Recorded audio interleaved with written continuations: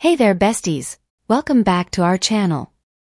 Today we're going to continue the recap of the manhwa Depths of Malice. Don't forget to hit that like button and subscribe if you enjoy the video because it really helps our channel grow. Thanks for tuning in. Let's get started. In a hidden room like this, there's bound to be something useful. I can't afford to leave empty-handed, Rita mused to herself as she explored the concealed chamber. Her eyes fell upon a unique flower vase, a surprising discovery in Jean's room. Flowers? She questioned aloud, her curiosity piqued. Rita recalled the meticulous nature of nobles when it came to interior decorations, prompting her to ponder the presence of a wilted blossom in Jean's bedroom. Odd, she remarked softly, studying the dried flower with a furrowed brow. Rita recognized the significance behind such an out-of-place item. With a thoughtful gaze, she inspected it closer, certain that its presence held a deeper meaning within the context of the hidden room. Rita swiftly plucked the flower from its stem, her movements quick and deliberate. Outside the room, the commotion continued as shouts for Baron Jackard's restraint echoed down the hallway.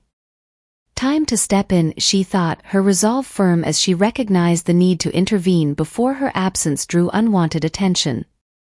With a practiced hand, she delicately placed the flower into her purse. Without hesitation, she dipped her handkerchief into the cup, soaking it with liquid as she prepared to confront the chaos outside. Rita rubbed her eyes, feigning tears to lend authenticity to her distress. Jean's body lay limp from the vicious beating inflicted by Jackard. Amidst the chaos, someone finally managed to restrain Jackard, his rage evident as he landed more blows to Jean's. "Stop, Jackard!" Rita's voice cut through the tumult, pausing him as he turned to look at her. "You don't have to do this, not for me," she pleaded, her voice quavering with emotion as she approached with trembling steps. "So please stop this."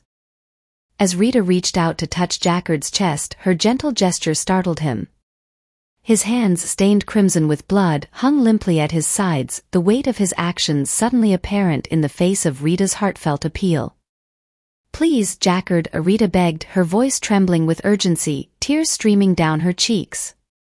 Despite the blood trickling from his wounded head, Jackard's clenched fist slowly released its grip, the haze of his rage dissipating as consciousness returned. "Quickly tie him up," a man's voice out, his authoritative tone cutting through the tension.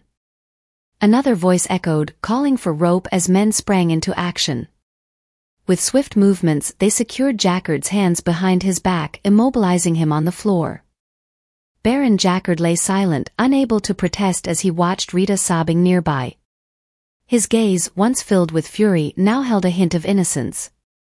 As the men bound him tightly, Jackard's only response was a pained silence, his fate sealed by his own reckless actions. As Rita gazed at herself in the mirror, she noted the fading bruises with a sense of irony. Almost all healed, she murmured to herself, a bitter realization settling in. "I finally have a healthy body now. In this moment, it's the last thing I need." Her gaze drifted to the scars, now fully healed, a testament to the ordeal she had endured. Rita recalled, lamenting her inability to simply bribe the investigator who had come to collect her testimony. Such sticks in the mud, she thought, recalling her frustrating encounter with the officials. "They're all Prince Brant's men through and through." Her reverie was interrupted by Jana's sudden entrance into the room. "Miss, please hurry. You must be at court today," Jana exclaimed, urgency evident in her voice as she urged Rita to prepare for the day ahead. "Are my morning clothes ready?" Rita inquired of her handmaiden. "Yes, miss," Jana replied softly, her voice trailing off as she struggled to contain her emotions. Silent at first before gearing up to speak. "I still can't believe it, miss," Jana continued after a moment, her sadness evident in her tone. "I never dreamed Sir Jean would end up." Her voice faltered, unable to complete the thought. Rita, feigning surprise, wore a smirk in her mind, concealing her true feelings behind a facade of grief. "That makes two of us," she retorted sharply, cutting off Jana's words as she walked past her. In her room, Rita approached her bed, where 3 morning dresses lay, neatly laid out by Jana. Rita examined them thoughtfully before pointing at one, indicating her choice without further ado. This one, and for my makeup I want to bring out the bruises again like last time, Rita instructed Jana, to which she affirmed. As Jana tended to Rita's command, Rita inquired about her parents. You haven't heard anything from my parents, have you? She asked. No, miss. Nothing's had arrived since the last letter, Jana responded innocently, her gaze meeting Rita. Rita's mind churned with frustration and disbelief. Not only did their daughter's fiancé pass away, but she also faced the daunting task of testifying about his death in court. Yet, despite the gravity of the situation, there had been no word from them. Nothing? Rita thought, a pang of disappointment piercing her heart as she contemplated the silence from her family. Something is off about Verta's parents as well, Rita pondered silently to herself, a nagging suspicion gnawing at her thoughts. Ah, miss, I just remembered. Jana interjected, breaking Rita's reverie as she held up Rita's chosen dress. I've dried and preserved the cutting you gave me, just as you instructed. Good. Well done, Jana, Rita acknowledged, appreciating her handmaiden's diligence. For now, I must finish this trial business. Then I'll figure out what that strange plant is, she thought. In the courtroom it was in a state of chaos, with people bustling in due to the popularity of the nobles involved in the trial. The clamor of voices and shuffling of feet filled the air, setting the scene for the intense proceedings ahead. Rita seated calmly in the defendant's section, her demeanor composed despite the weight of the trial ahead. She had expertly disguised her scars once more using makeup, ensuring that her outward appearance betrayed no hint of the turmoil within. Oh my gosh, Ver. How in the world did this happen? Julie exclaimed, her voice breaking Rita's tranquility. The death of a fiancé, so terrible. Not getting into the royal guard can't even compare, she added, her expression sorrowful as she reached out to comfort Rita. In times like this you must stay strong, Ver, Julie urged, her grip firm as she clasped Rita's hand. You must triumph over your sadness. That's what I did, she continued, offering her own experience as a source of consolation to Rita in her time of need. Rita glanced at Julie, her expression unreadable as she processed her friend's words. She must be joking, Rita thought bitterly, incredulous that even in such a solemn moment, Julie found a way to brag. Despite her inner turmoil, Rita remained silent, her thoughts swirling with a mixture of grief and frustration. Julia, I still need time to grieve my loss, please let me be, Rita finally spoke, her voice thick with emotion as tears fell from her eyes. I can't help but fall into despair every time I think of him. Julie was taken aback by Rita's tears, huh? She's acting as if I rubbed salt in her wounds, she thought. You must stay strong, Ver. You mustn't give up. Even in death, I'm sure Jean. Julie began, but her words were interrupted by Rita's emotional outburst calling out her name, realizing the depth of Rita's anguish in that moment. How can you utter his name so flippantly? Rita's voice trembled with emotion as she spoke, tears streaming down her cheeks. Julie, taken aback by Rita's raw vulnerability, was momentarily stunned into silence. I become so sad just thinking about him, Rita said to Julie. The murmurs of the onlookers filled the courtroom, adding to Julie's awkwardness. But Ver, Julie stammered, struggling to find the right words to say. Before Julie could respond, their conversation was interrupted by the arrival of Blaine Shade, whose genial smile belied the tension in the room. Oh dear, it seems my little sister is causing you trouble again, Lady Verta, Blaine remarked, his tone light as he greeted Rita with a bow. Julie stood silent, her demeanor tense as she observed the interaction between Rita and Blaine, unsure of how to navigate the delicate situation unfolding before her. Julia, give the lady a moment to mourn her fiancé, Blaine Shade intervened, gently leading his sister away from Rita's side. Julie acquiesced silently, her shoulders slumping in resignation as she followed her brother's guidance. I was only trying to comfort her, Julie protested silently, her frustration evident. Blaine cast a subtle glance towards Rita, his eyes assessing her with a shrewd gaze. I knew she was no ordinary woman, he thought to himself, recognizing the complexity beneath Rita's composed exterior. Rita's tears ceased as she looked up to meet Blaine's gaze, her expression guarded yet curious. Unbeknownst to her, Blaine's thoughts took a darker turn. But never did I imagine she would murder her own fiancé, he thought, a chilling realization dawning upon him as he contemplated Rita's enigmatic demeanor. As the crowd swelled with more people entering the court, murmurs began to rise.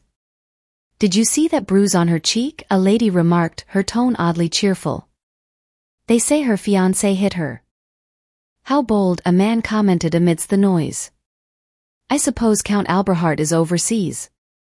"I heard that before he died, Jean Lawrence was so bold as to ask what the fuss over hitting her was about," someone else added. "Do you think his own bodyguard would have pummeled him to death if he hadn't?" asked another voice, low and serious, eliciting a smile from Rita. "Even if the Alberharts don't wield great weight in high society circles, this is a big deal between the families of counts," someone murmured in agreement. Rita sat quietly amidst all she heard, absorbing the weight of the conversation. Someone stepped into the court, drawing all eyes to see who it was. "Oh my, it's Marquis Carter," a lady remarked softly. Rita felt chills run down her body. "What? Carter's here?" she thought, shifting her glance in his direction. "He must have come all the way here after hearing one of his beloved men died," someone said softly. "He looks like he's been living it up, that son of a gun," she thought furiously as she gritted her teeth. "I'll get to you soon enough," Rita said to herself with determination. Everyone was properly seated. Rita remained calm as Prince Van Brandt walked in to preside as the judge. "Enter the defendant," he declared before a door was opened. Baron Jaccard was led in by the guard, chained and silent. His body bore numerous scars. He walked past Count Lawrence without a word, his expression inscrutable. "You ungrateful bastard! You are no better than a beast," Count Lawrence, Jean's father, shouted as he sprang up from his seat in anger. "After I took pity on you and took you in, this is how you repay me?" His voice rang out furiously. Rita glanced at Jaccard from her seat, observing that his wounds had healed quite a bit. She rustled with a piece of paper containing a message in her hands with a folded end. "I assume he used the ointment I gave him," Rita thought, noting the improved state of Jaccard's wounds. Before the trial date was set, Baron Jaccard sat in his cell when he heard a noise. Through the cell hole, a parcel was thrown inside. He rustled through the parcel, unfolding the paper before reading the written message. "If you agree to my proposal, fold a corner of this note and return it, Verta Alberhart," it read. Jaccard glanced towards Rita's direction, but she pretended not to see him as the court proceedings commenced. Jaccard, the accused, age 28 years old. Title: Baron. Bodyguard of the late Jean Lawrence. Are all these personal details correct? Prince Brandt asked Baron Jaccard from his stand. Now that Jaccard and I are working together, I must stay vigilant, Rita thought calmly. Yes. They are correct, Jaccard said, remaining seated. On the 8th day in the month of Anemone, in a hall within the plaintiff's estate, the defendant stands accused of assaulting and killing the plaintiff's son, Jean Lawrence.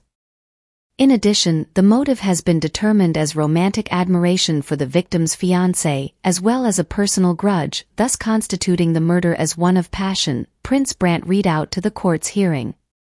Does the accused agree with these statements? Prince Brandt asked aloud, prompting murmurs among the crowd. I acknowledge my crime, Jaccard said, leaning forward with his head slightly bowed. However, my motive was neither passion nor personal grudge.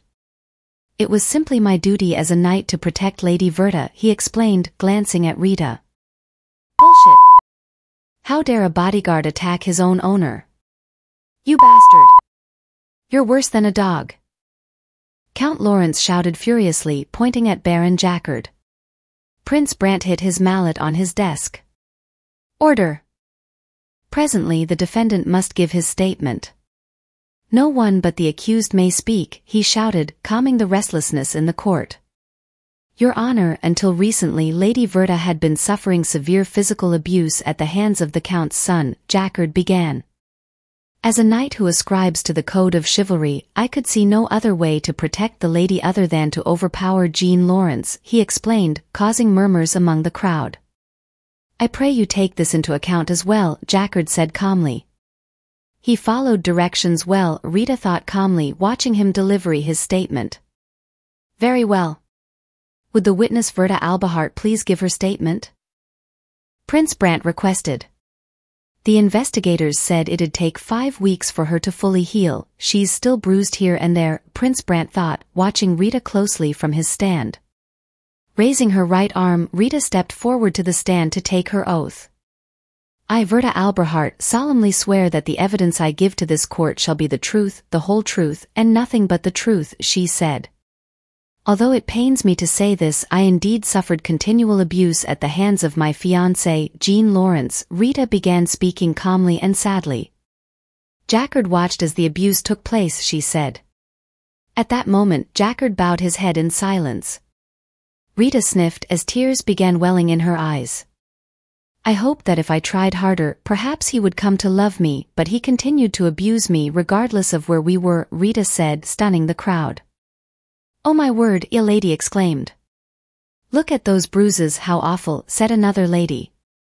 At his home, in my parlor, and even at his place of work, the palace, Rita revealed. Objection.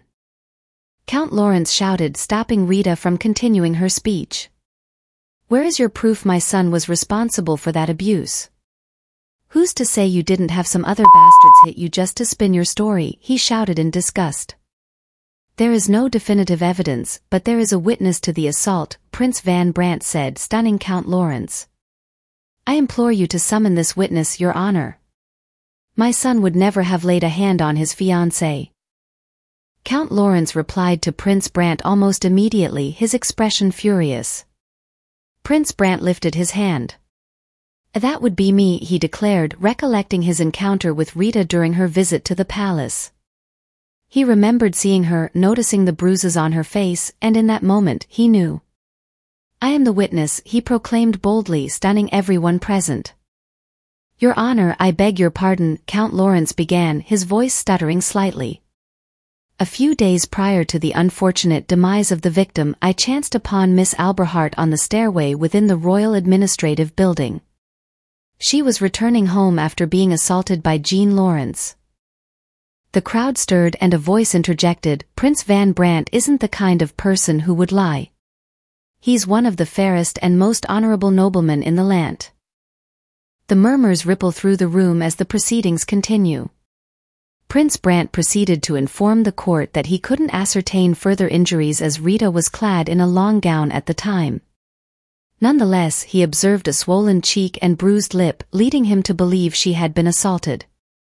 Rita, astonished by the unexpected turn of events, quietly mused, my goodness, I never anticipated such fortuitous timing would work out in my favor. If I may, Rita said, raising her hand calmly. I would also like to call upon my own witness. She said, her confidence evident. I'd like to summon Lord Blaneshade to the stand. What?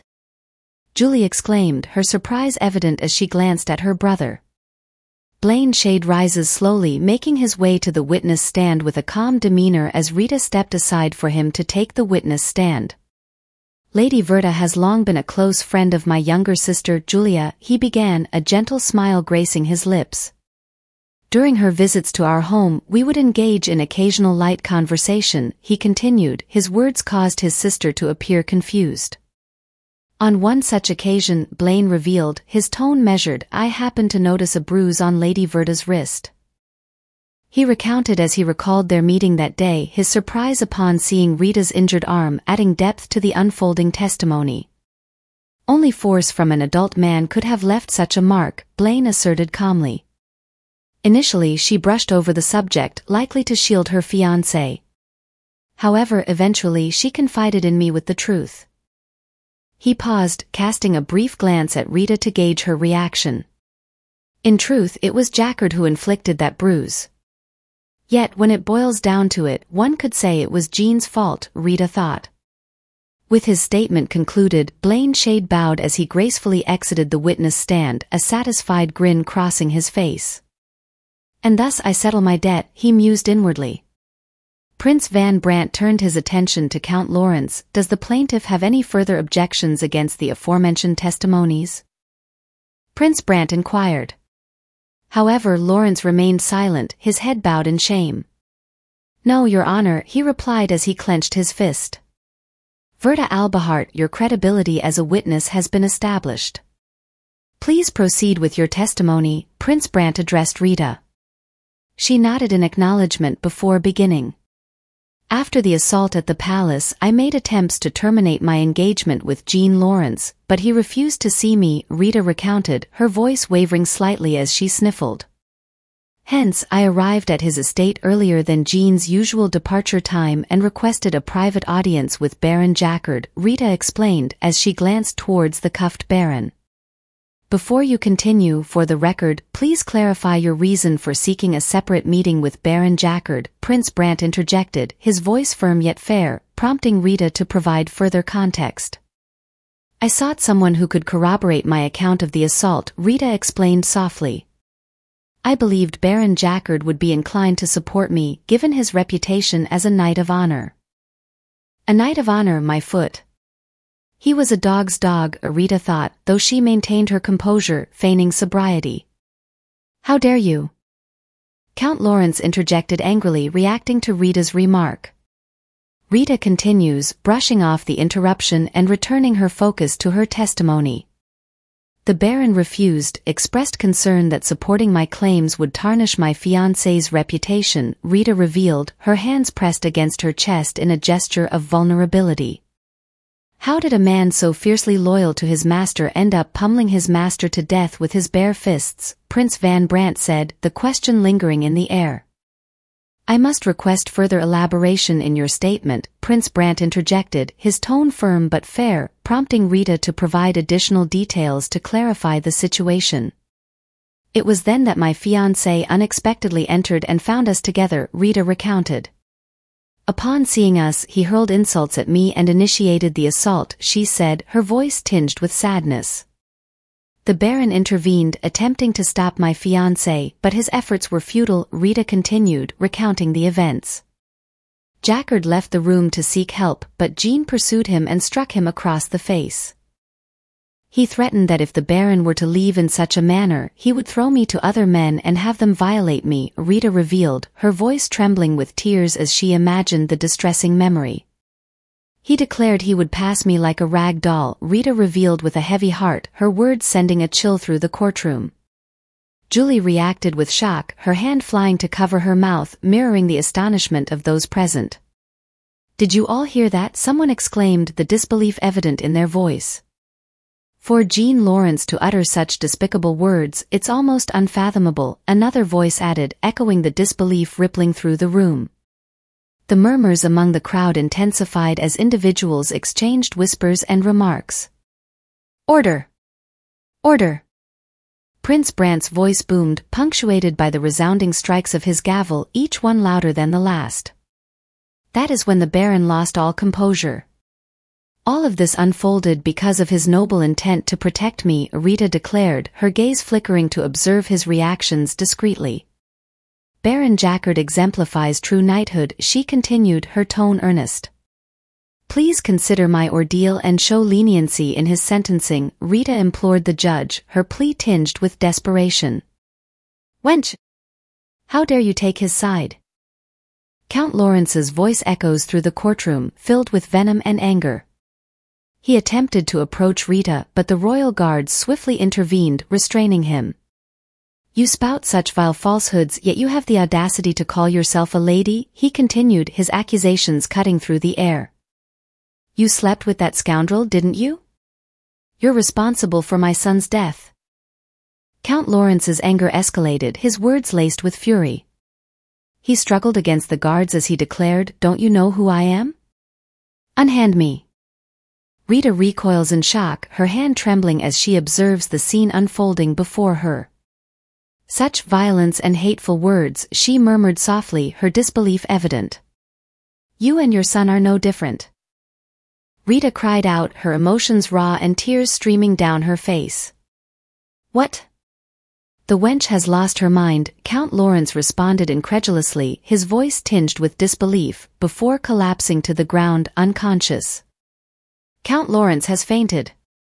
Fetch the physician, someone said, urgency evident in the person's voice. According to our laws, the crime of killing a nobleman warrants the punishment of death, Prince Brant began, his tone solemn.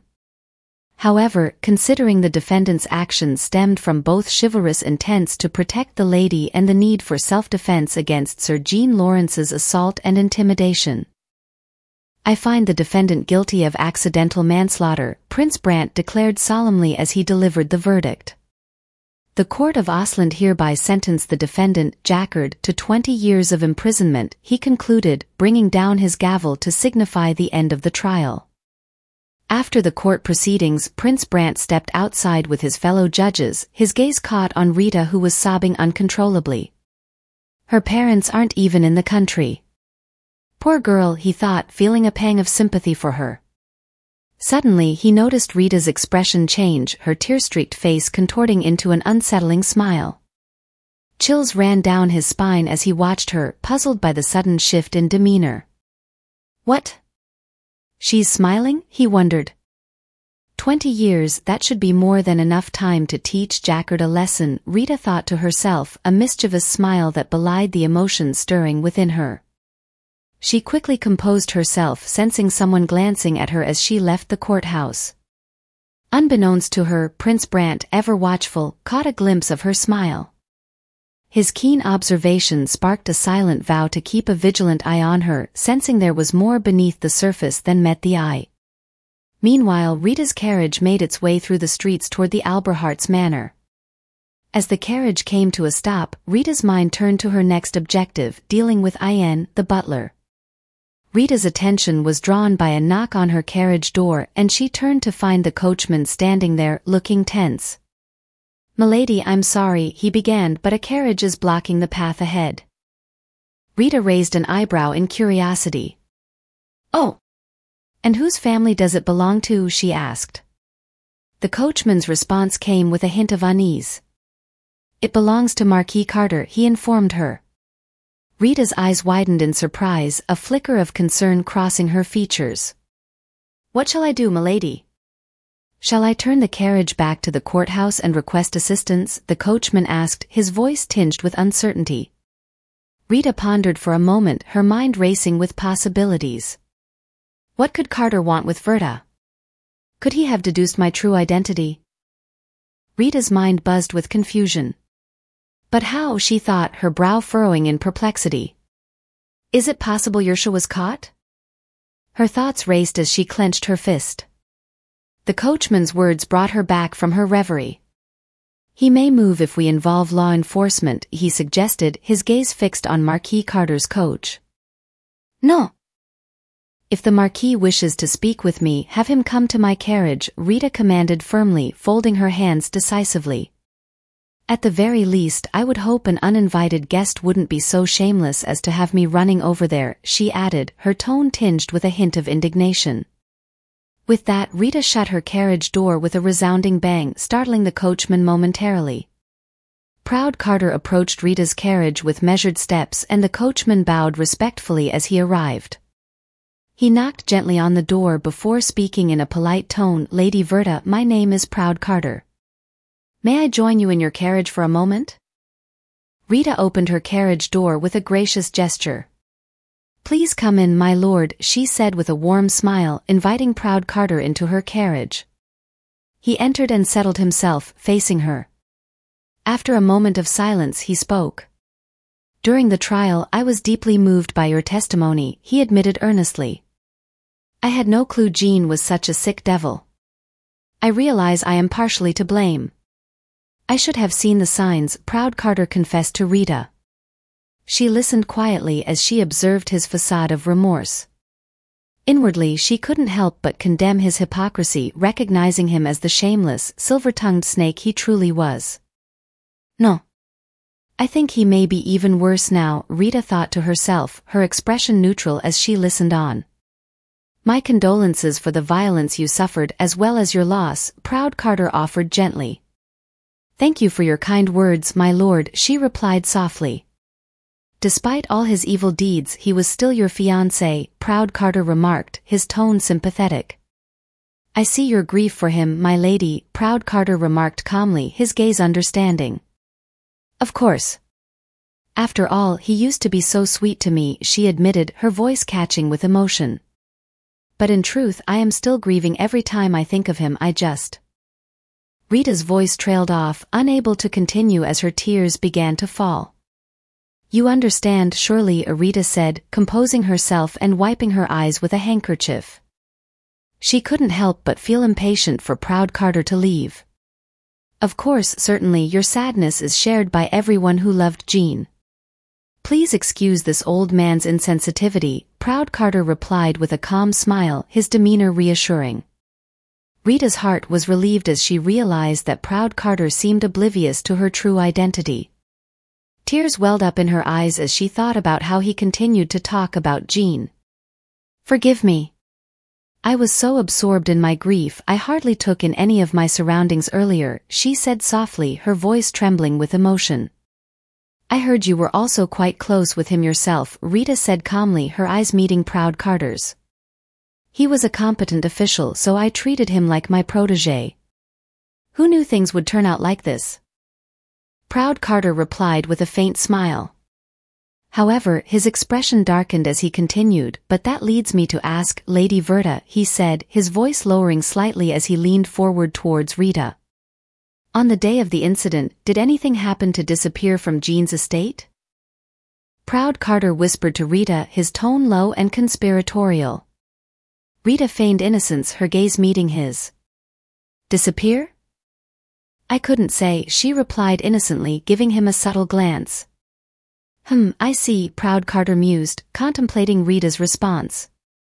I'm afraid I needlessly intruded upon you, my lady. Forgive my disrespect, he said, rising from his seat to take his leave. Perhaps he entrusted Jean with something important? A weakness? Rita pondered silently as she observed Proud Carter making his way towards her carriage door. Until next time, Lady Verta, Proud Carter bid farewell, turning to face Rita. Seeing his cluelessness about her true identity, Rita couldn't resist a mischievous thought. Since he still has no idea who I really am, how about I tease him a bit, she mused with a sly smile. Perhaps you're speaking about that, Rita remarked calmly, halting Proud Carter in his tracks as he reached the door. That, he inquired eagerly, his expression hopeful. You know. In Jean's room, Rita replied, teasing him further as Proud Carter quickly approached her. What did he keep in his room? He asked with a straight look, his curiosity evident. Rita maintained her playful demeanor. You know, she repeated, enjoying the game. Proud Carter remained composed. Would you care to elaborate in detail? He inquired calmly, his eyes fixed on Rita. So you didn't know about Jean's secret furniture setup, Rita remarked to Proud Carter, leaving him momentarily stunned. Jean was always very interested in watching others' physical affections, so in his room, the bed and the sofa, as she explained, clutching herself slightly as she spoke. Proud Carter sighed with relief, his demeanor shifting as he thought, this woman clearly has no idea. His expression turned sour as he stepped out of Rita's carriage. It was a pleasure to meet you, Lady Verta. I wish you safe travels, he said politely. Rita bid him farewell with a cheerful tone, goodbye, Marquis Carter. As Proud Carter left, Rita's expression quickly turned serious as she recalled the flower she had seen in Jean's secret room. Aha, so that's what Carter is looking for, she thought, her mind racing with possibilities. At the library in the Albert Hart Manor, Rita moved through the sections on international trade, customs law, and humanities. So many books and not one illustrated guide of plants, she muttered to herself, feeling frustrated. Jana approached her. Miss, are you unable to find what you're looking for? She inquired. Rita sighed, her hands on her waist. Yes. I'll have to go to the Royal Library tomorrow, she replied, a hint of disappointment in her voice. Yes, miss. I will make the preparations, Jana assured her calmly. There's no need for you to go. I have another errand for you, Rita informed Jana, her gaze averting as she spoke. She was worried about Yersha. The next day at the Royal Library, King Charlotte spoke to someone, recounting. Carter, he told me to take care not to catch a cold. He said I wouldn't want to die from pneumonia just like my late father did. He turned to his uncle, a hint of suspicion in his voice. Do you really think Carter is connected to my father's death? He asked. His uncle was burdened with unanswered questions as he shared with the king. The maids responsible for the late king's meals went missing, and any time His Majesty's condition became critical, every physician in the land seemingly became tangled up in some incident and couldn't come, he recounted. There's no doubt this would have been impossible without help from the inside, the young king revealed, his expression serious. How dare he say such a thing to the king's face? What else could it be other than a threat, he thought, his frustration evident as his uncle clenched his fist angrily. A few days ago he even went as far as to propose I marry his niece, the young king revealed, his expression saddening. His uncle bowed down, kneeling before him, and took his hand with both his hands. I will do my best to unearth the truth, Your Majesty. No doubt Marquis Carter's countless misdeeds will have left a trail somewhere, Prince Van Brandt assured King Charlotte. I shall work tirelessly to bring him to his knees. You have my word, he promised earnestly, offering his unwavering support to the young king. In the royal library, Rita diligently combed through books and journals seeking answers about the mysterious flower she had taken from Jean's room. As anticipated, it proved to be no ordinary plant. With the weight of her impending role as a guarantor for Jacquard looming over her, Rita knew time was of the essence. Focused and determined, her eyes scanned the pages until she saw it, though not entirely sure about it. Parbibi somniferum, a biennial grass, oval-shaped leaves, upright stems, and spherical fruits, she murmured to herself as she scanned the name in the text. Perplexed, she wondered about its significance.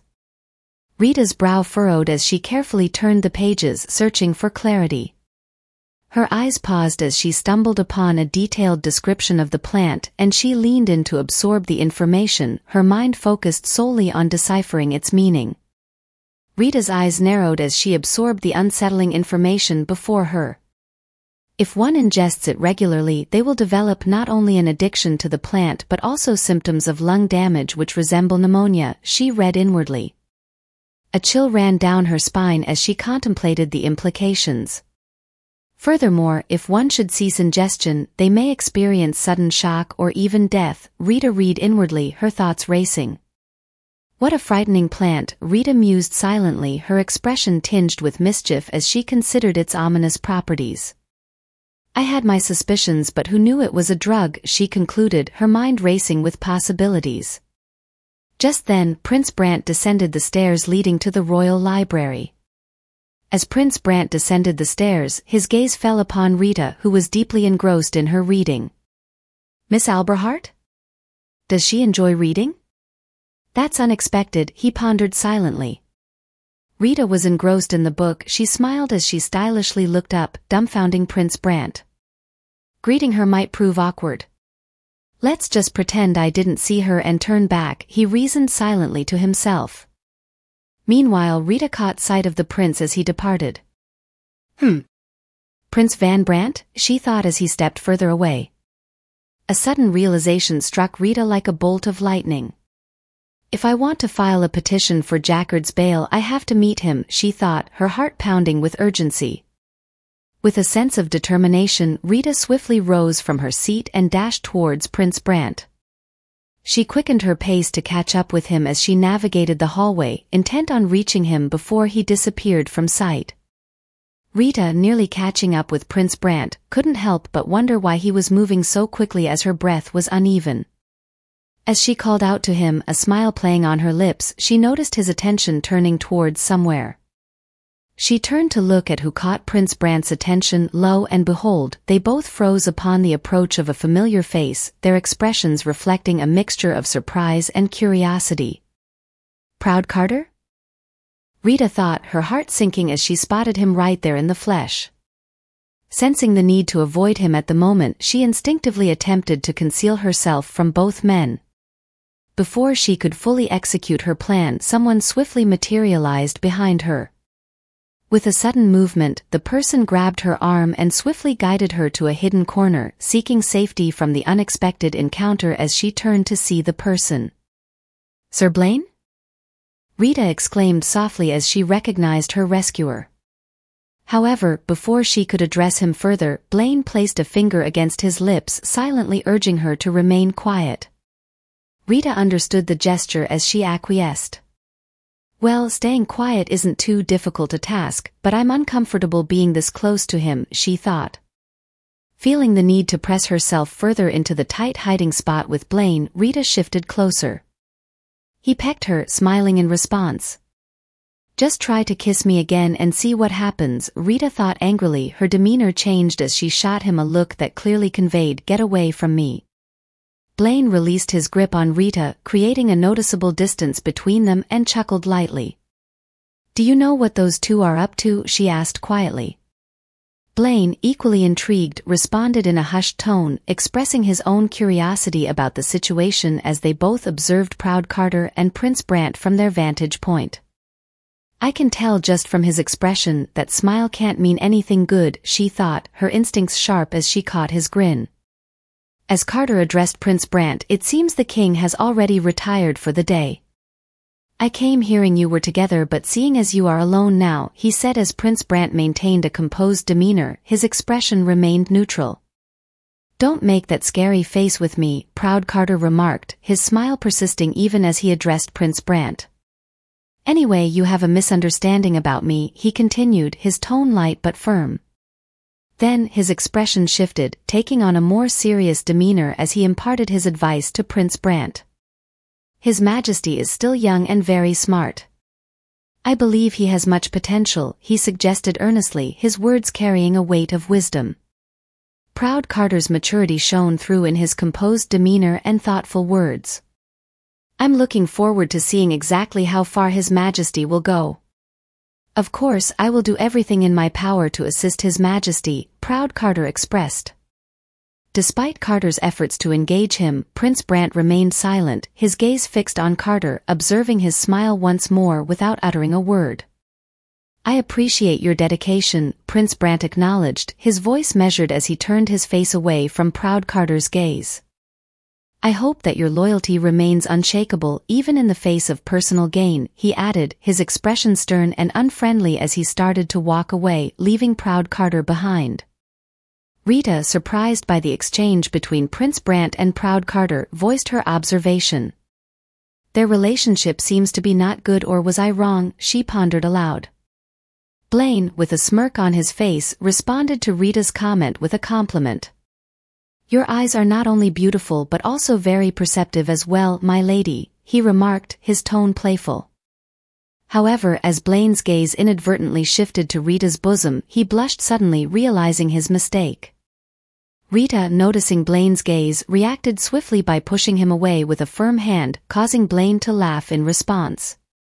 "I'm sorry," he apologized, still giggling, his cheeks flushed with embarrassment. "A gentleman's gaze can't help but be pulled towards beautiful things," he said, trying to lighten the mood. Rita, feeling a bit flushed herself, reassured him with a hint of humor, "Yes, I also wouldn't mind if your lips pulled shut," which elicited another laugh from Blaine. "Prince Van Brant and Proud Carter aren't in agreement, what a surprise," Rita mused to herself, contemplating their encounter in the library.